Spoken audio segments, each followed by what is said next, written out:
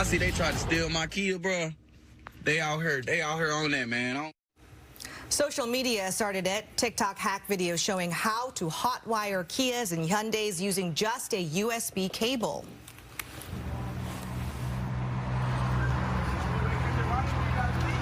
What'd you do, steal it? Did you steal the car?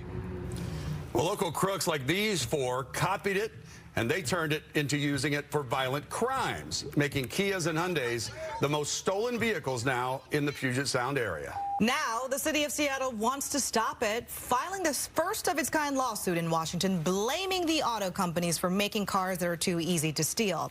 Thank you for joining us for the news at 6. I'm Hannah Kim. And I'm David Rose. Let's look at the numbers. For Tacoma, there were 167 Kias and Hyundais stolen so far this month. That's a staggering 1,500% from last January, when just 10 were taken. Seattle car owners are being targeted just as frequently. 197 taken in December, according to Seattle police, when a year ago only 12 Kias and Hyundais were stolen for that month. So the question becomes, are the car companies to blame for other people's criminal acts? Seattle city attorney feels that way. Fox 13's Nia Wong joins us with the details of the lawsuit. Nia.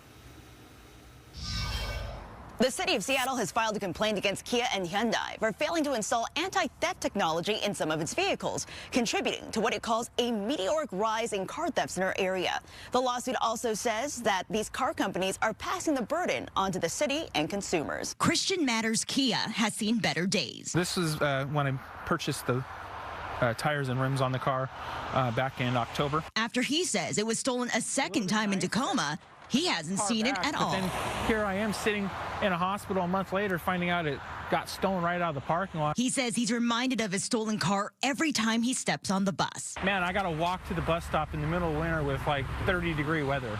This sucks. Kia and Hyundai thefts aren't just a problem in Tacoma. The issue is gaining enough traction to its neighboring city up north. The city of Seattle has filed a lawsuit. From last July to this July, a 620% increase in the amount of Kia and Hyundai stolen in the city of Seattle. Seattle City Attorney Ann Davison says enough is enough.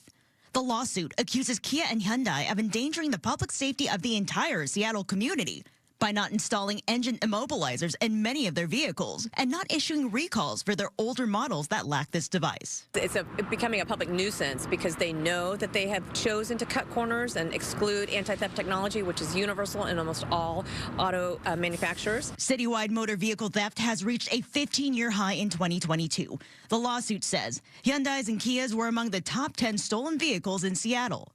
Data obtained from SPD shows a rapid increase of these thefts starting in July, coinciding with popular how-to videos on TikTok. I see they tried to steal my Kia, bro.